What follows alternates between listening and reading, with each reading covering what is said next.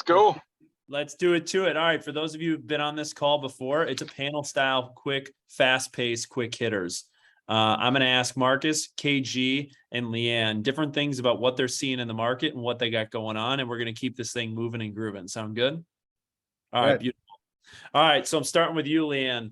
Guys, just for a little bit of perspective, LeeAnn's team's done 15 million year to date, done 46 units, really has grown her business significantly in the last probably 18 to 24 months, growing a team and understanding how to leverage and utilize, or how to understand how to implement and utilize leverage within her business.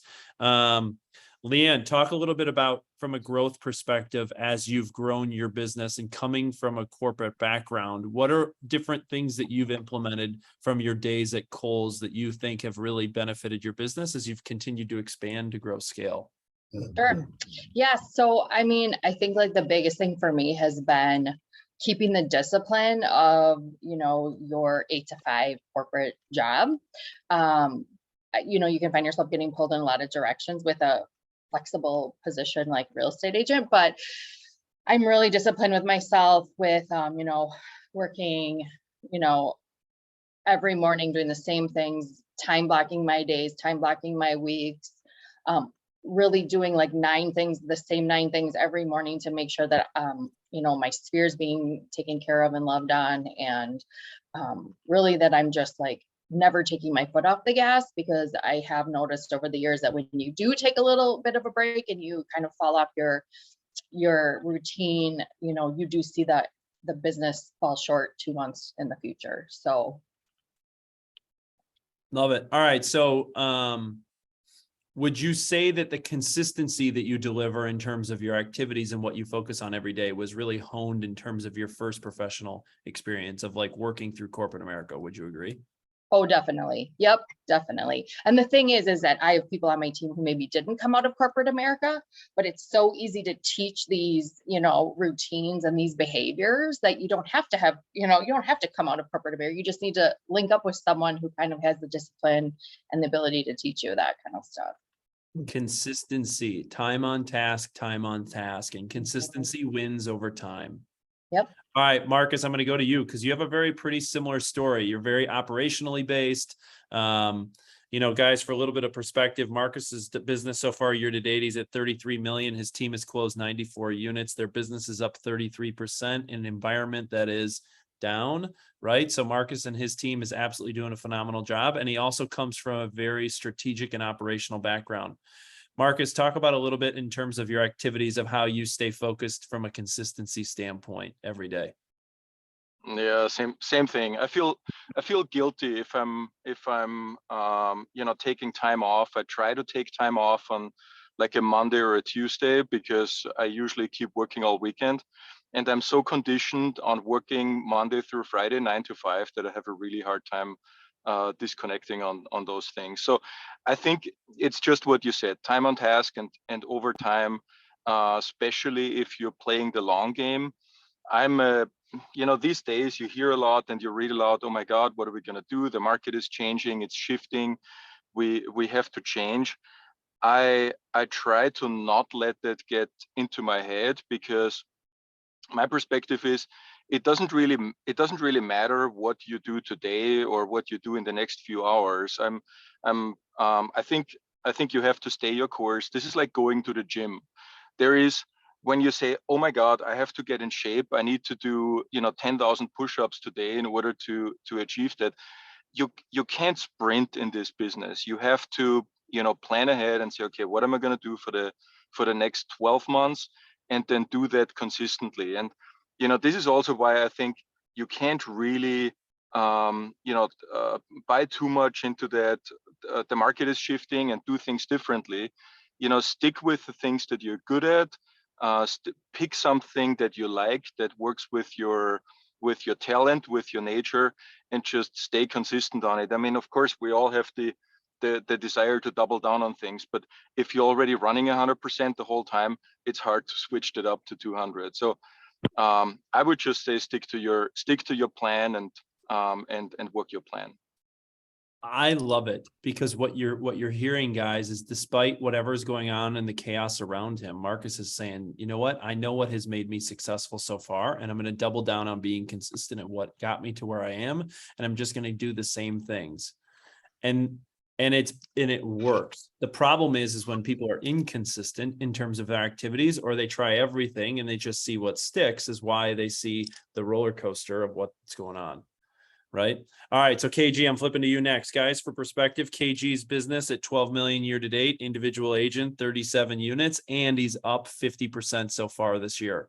KG, talk a little bit around your consistency, your activities, the way in which you approach it, especially when you're kind of a solo flyer, right? Like you don't have other people that you're responsible for or to other than your family.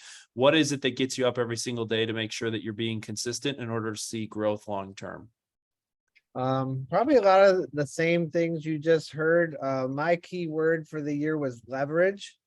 So my business this year, I believe it was 70% buyers, 30% listings, where usually it's a little bit like more 60-40.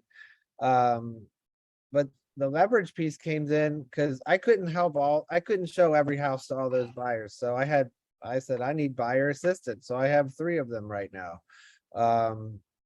That helped me leverage my time. I can tell you this is the biggest year I've ever had, and it's the less stress I've ever had. And I got the biggest work-life balance. I hit that goal this year. Work-life balance. There was a long stretch of time. I know Marcus was working on some weekends, but there's a few months in a row where I did not work on the weekend because I had my buyer's assistants out showing houses. Obviously, I'm writing contracts. I'm keeping in touch with those people, but leverage was very big for me this year. From the transaction coordinator who saves my life, Julie, I'll give her a shout out, to the buyer assistants, and just, keeping your head clear so you can do the activities. Like Marcus said, you set big goals, and then you look at this big goal and you're like, I can't do that. And you got to chunk it down. You chunk it down by month, then you chunk it down by week, and then you chunk it down by day. And then if I look at my goals, I got to connect with 6 people today. But if I look at my year goal, I got to connect with over 1,000. So that's kind of intimidating. So chunk your goals down, focus on it. Don't just put it on a piece of paper. That's great. I got it on my phone. So I got what I need to do every hour is on my phone, and my phone calendar. I get alerts, and that's what helps me stay on track. And obviously, if it's in my phone, I don't let anything get in between it. So if I have some phone calls that I really don't need to take, I won't answer them till I'm done accomplishing my activities for the day. Guys, what I think you're hearing is discipline, discipline, discipline, discipline. And disciplined approach is ultimately what wins out. KG, I want to go a little bit deeper into something because I know your family, I know Stephanie, right? And you talked a little bit about accepting leverage. And I've challenged people. I think the number one reason why people don't scale their business isn't because of ability. It's inability to give up control. What freedom have you found in terms of giving up control on some of those aspects that you may not have historically done, but you've seen a growth in terms of your personal relationships as well as your income? Well, it accomplishes a couple of things. Obviously, leverage is good for us. It frees up our time to focus on getting listings, spending time with your family, other things like that. The other thing people tend to forget is, hey, you're getting leverage and you're pouring into other people who are just starting their business. So I'll just use Keith Lines for an example. Newer agent, energetic, hungry. He's a great buyer's assistant. So you guys don't think about calling him. He's with me.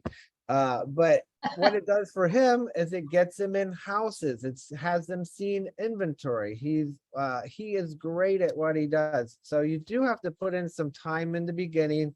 You don't just say, okay, go for it. You have to train people and set expectations. Once you do that, you should be able to let go. Trust me, let it go. Once they're where they need to be, you let it go, and the magic happens. Beautiful. All right, LeeAnn, I'm coming back to you. One of the things I know about your business at PPG is that you guys are very systematized and disciplined in terms of your follow-up with leads. Talk a little bit about your standards in terms of the accountability you hold your group to in order to see the conversion rates you have from a lead generation standpoint, because I know it's something you should be very proud of. And it's something that differentiates you versus other people who are looking at similar lead sources. Yeah, so we sort of got introduced to Opcity, obviously through realtor.com. And I just decided I was going to be an early adopter there. And I do come out of a technology background, but what I noticed right away is that they have algorithms there, and they're rating you and scoring you in the background based upon how you contact your people, respond back and give, Opcity feedback back and things like that. So we started figuring that out right away with that tool.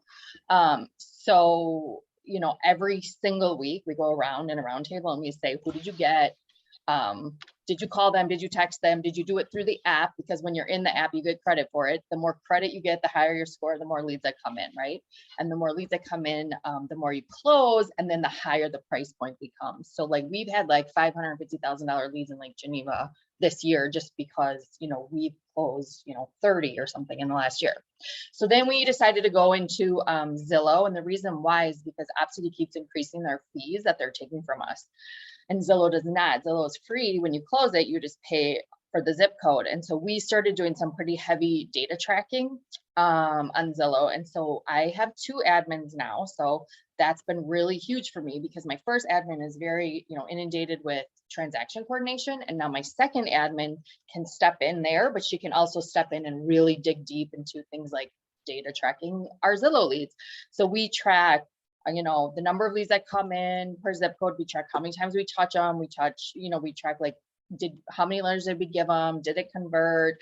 Hey, if it did, we're going to ask maybe that lender for a little bit of money to help offset our costs next month. So we really track everything.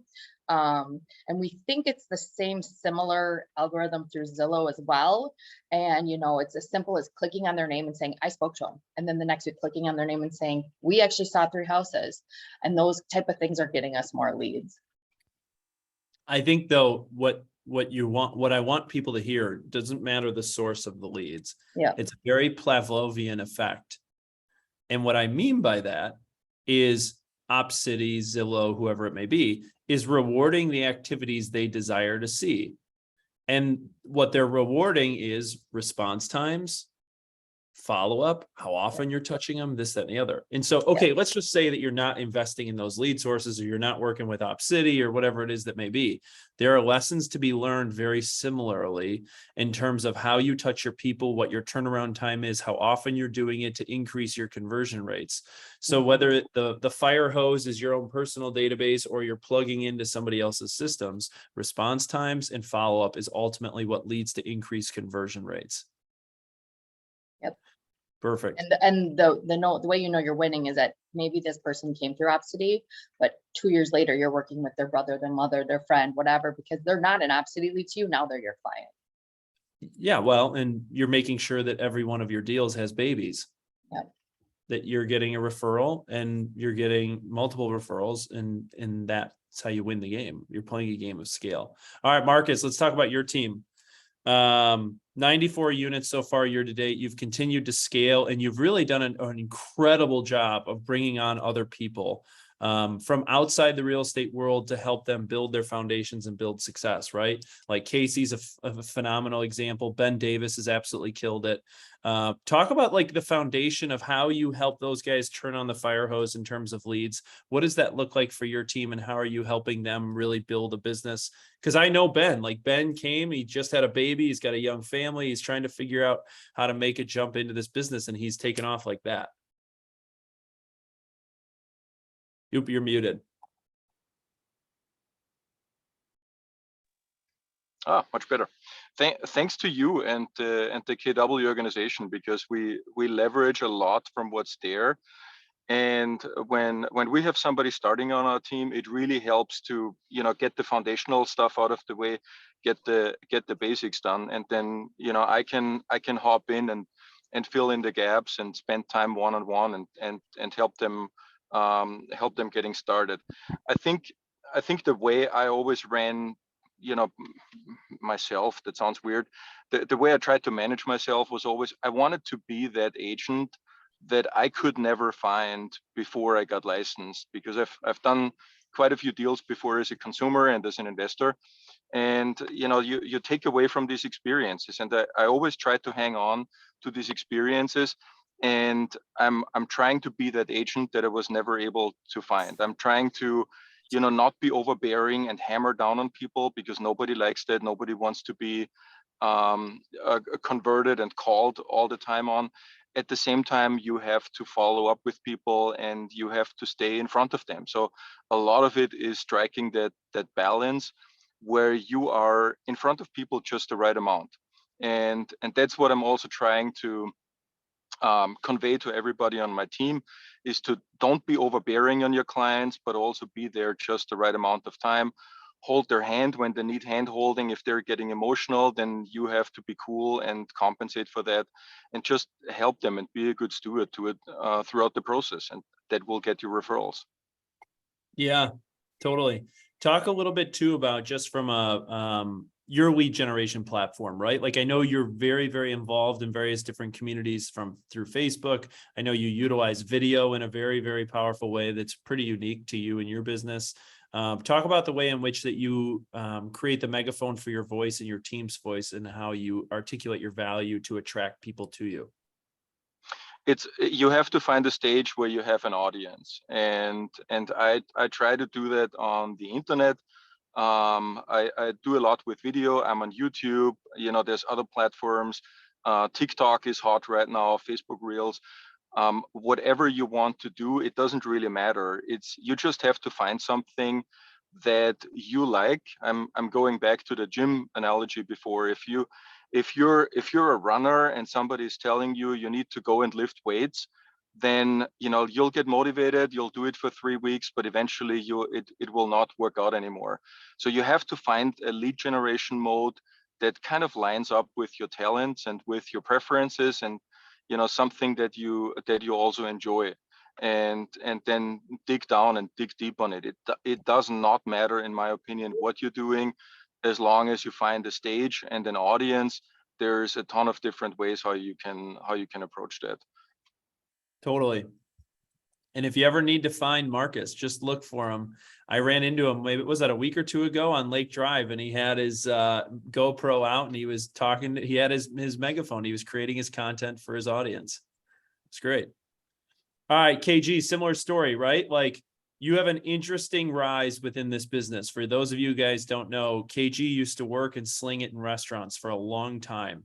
And he was trying to manage that dual career, right? Like, he was sitting in a restaurant, he was working real estate, but he couldn't get out of both because he couldn't figure out how to do it. You took a leap of faith where you finally said, all right, I'm done with the restaurants. I'm going at this thing. What was it in terms of that conversion, and where did you start looking at it to help you find scale in terms of your audience at the stage you were on, or what did that look like for you? It was a scary position. Most people, I talked to a lot of people, and a lot of people want to work their way out of a job into real estate, right? You probably see it all the time too. The biggest thing for me was setting a date. I set a date, and that date came. So I left the restaurant consulting jobs I was doing. I shut down my catering business, and I was making pretty good money at it, over 100, right? Doing it. So you have that comfort. You just have to get outside your comfort zone. I set that date, and it's funny, 2 weeks later, COVID showed up. So we were like, all right, what do we do now? But the other part of me was like, nobody's going to be buying my food anyway. Nobody wanted to touch anybody when COVID first came. If you remember, nobody knew anything about it. So the timing worked out great for me. You look, I had a brand new baby. I had so many, or not a brand new baby at the time, but Kaylee was young. Stephanie was working. I wanted her to stay home more. And you just have to find your motivation. And that motivation is what kept me going to set goals and accomplish them. I hope that's kind of what you're getting at here. I just knew I had to be hyper focused on what my goals were. And it wasn't an option to come home without accomplishing them, because I wouldn't be coming home to a home if I failed. So I was extremely motivated. Deadlines spur action. Yeah. And it's amazing the action that shows up when you have bills to pay, you have mouths to feed, and you say, holy shit, I don't have an income to rely on anymore. And guess what shows up? Action. And KG, I'm just going to use you as an example. Would you say that your life is dramatically different in the last 2 years because of the decisions and actions you've taken? Oh, absolutely. Financially, absolutely. I'm making 3 times what I made back then. Life balance, restaurants will eat you up and spit you out. My body's better. My mind is better. My stress levels were low. I remember having to go see a cardiologist back in those days because I had stress and I had an irregular heartbeat at some point. At one point I was in charge of 600 employees in 23 restaurants. So it was eating me up. I definitely wouldn't be who I am today. I don't know where I'd be if I was still in the restaurant business, to be honest with you. Yeah, it's amazing. I mean, the transformation's been incredible. So congrats. Thanks. All right, LeeAnn, flipping it back to you. I want to switch the conversation into the listings conversation. And what's the dialogue you're having either to attract listings or to help sellers who are on the edge get off the edge into creating action? Like, what are some of the things that you guys are implementing to help create action to find listings or manufacture inventory? Well, we did jump on the James Shaw suggestion of really hitting the equity message hard right now. So we started really having that conversation with a lot of our clients, text messaging, phone calls, even social posts. But we did a quick math, and we came up with like a crazy number last quarter that our sellers walked with in equity. I think it was like upwards of like $190,000 on average per seller that walked with that much money. So we're trying to change the conversation over to, you have equity. It's a great time to buy. Houses are sitting a little bit longer. We're going to be able to find you your dream home. Oh, and by the way, we might even be able to like negotiate a little bit on that dream home. Inspections are bad, appraisals are bad. We're going to keep it in line, but you're still going to have a great sale and make a bunch of money because the seller's market's still here. So that's kind of the conversation we're having. I will say we have flipped our business on its head. We also were like 70-30 buyers forever since I've been licensed. And this year I would say we're probably more like 60 sellers, 40 buyers now. So we've been able to make that switch. Which is incredible in a market where inventory has only actually gotten tighter, not more robust. Congrats. It means you're articulating something of value that people are receiving and they're valuing it and what your services are that you provide in order to earn that income or business. And then the most amazing thing happened like this month with us, which was one of my agents signed a 7% listing by having this great listing package that basically said, but for 7%, we're going to do all this advertising for you and all, this and that and the other thing, which, oh, by the way, we do that with all of our listings, no matter what they're at. And she was able to sign a 7% listing right now. So yeah. It's awesome to hear what confidence and a plan, when it's well executed, can do for you and your business. All right, Marcus, same question. As you're having conversations with your clients, how are you getting people off the edge? How are you getting people off the fence? And how are you manufacturing inventory to win more listings? You're muted again, which I appreciate. Dang it. It's tough to manufacture inventory. You have to, so first of all, to me, there is no difference in how I approach buyers and sellers. I try to be there for people and not for buyers and sellers.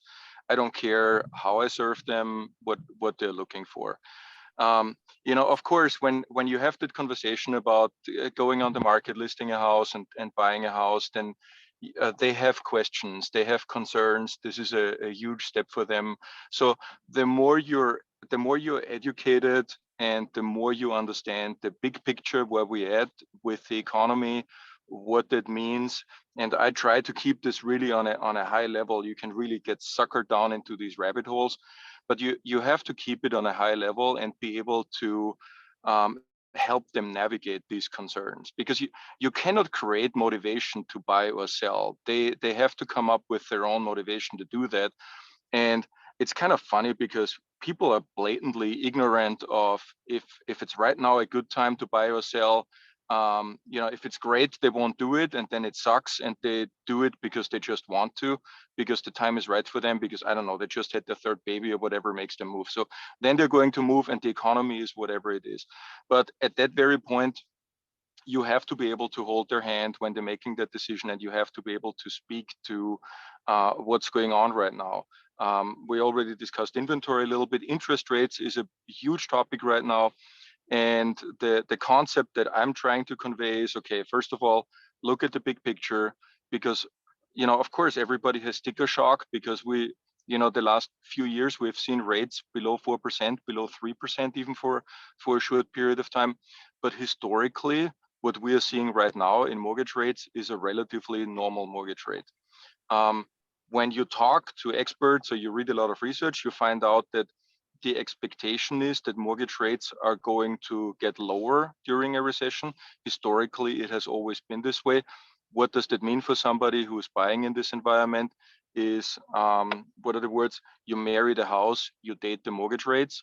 So the house is long term. You're buying it with the perspective of 9 years at the moment is the average that U.S. homebuyers are looking at it.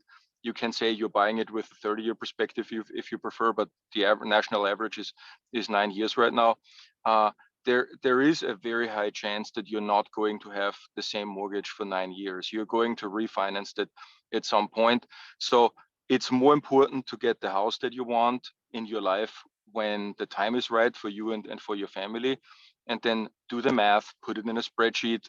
Don't make financial decisions based on emotions, but try to really crunch the numbers as a buyer or seller. Look at a scenario in a spreadsheet, see if you're comfortable with those numbers, where it leads you. You have to be long-term comfortable, but most likely you can refinance out of the rates where we are right now. Yeah. Two things I think you heard. One, you can't motivate people, but you can motivate people. You aid people in the process. You can lead a horse to water, but you can't make him drink, right? Aid the process. Two, this comes from a conversation I had with a mortgage lender this morning. He said, Charlie, you know what's really funny? He goes, right now we're sitting around just general averages, 6.5% on the mortgage. He goes, what happens in 6 months or 12 months if we're at 5.5%? People are going to be thrilled at 5.5%. It's not 2 3/4 like we were a year ago, but 5.5% could be the new 2 3/4, right? So we have to keep rates within perspective, and then not sell the perspective, but help people understand why the perspective is healthy. All right, KG, flipping back to you. What are you doing to aid people to create action or create motivation in terms of the market? How are you helping them get off the fence? And ways in which that you're helping people, most especially sellers, navigate the current market of the moment? A lot of the same things you've heard. Now, did you come up with that date the rate, marry the house? Did I hear No, you say I think that? I think that's every lender in America. That's my new thing right now. People love it. So if you're not using it, date the rate, marry the house. There you go. Tip of the day. For sellers, like they said, it comes to motivation. I don't show up there with my listing presentation and read through it, and this is what I'm going to do. I find myself I'm probably 90% questions, 10% talking. Okay, if we sell this house, where are you going next? What does that do for you and your family? So I take them through a series of questions that gets them to the final point. It's like, yep, it's time to sell our house because this is where we need to go, and this is what it's going to do for us.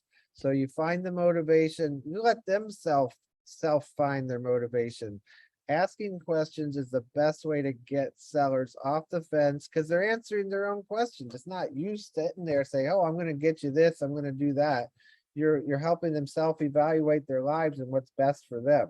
And at the end of a 30-45-minute conversation, like, yep, it's time to list. The other part of it is I'm preparing them for the current market. I'm very upfront. It's like, hey, this is not like selling in May. The days on market could be a little bit longer. We can't just make up prices anymore. And guess what? They may get an inspection nowadays. They're like, oh, right? So preparing them for the market, showing them actual data, days on market, where they're at in their price range, and just preparing them mentally for what's coming.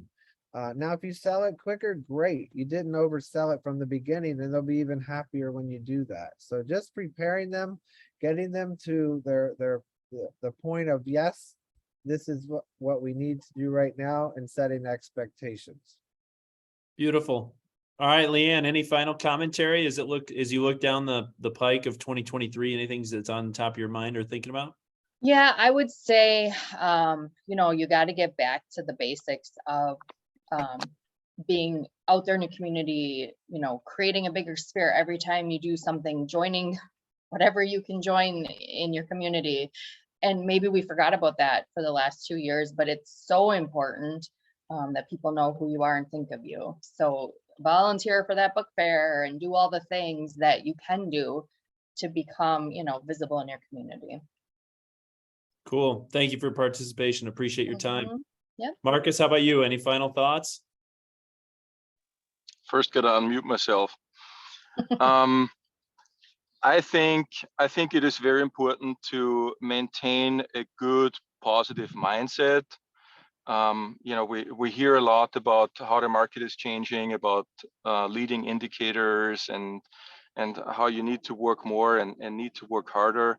I think it's very important to have an abundance of mindset, because if you don't have that, your clients or your future clients are going to feel that on you. You have that little whiff of desperation on you, having to make it happen. If you have an abundance mindset, then you can go into these meetings very relaxed. And the way I just look at it, if we're selling in the metro area, I don't know, 3,000 houses in a month, it doesn't really matter to me if it goes down to 2,800, because that's still a lot more than I can handle. What I try to focus on is what I do every day, and that I show up, and when I'm in front of people, I'm the guy that they're looking to work with, and not have a scarcity mindset. Love it. Be the energy you want others to absorb, and you will attract it yourself. All right, KG, final thoughts? I would say just stay relevant. Social media has been really big for me this year. There's hardly a day that goes by that I don't post something. It doesn't always have to be about real estate, but you have to stay relevant. I picked up probably 8-9 deals this year just by people watching my activity. They're like, oh, I saw, they don't even like your posts. I was like, they're like, oh, I saw you sold so-and-so's house. And I'm thinking back, I was like, you didn't even push a like, but here they are hitting me up on Messenger to come to their house and look at it.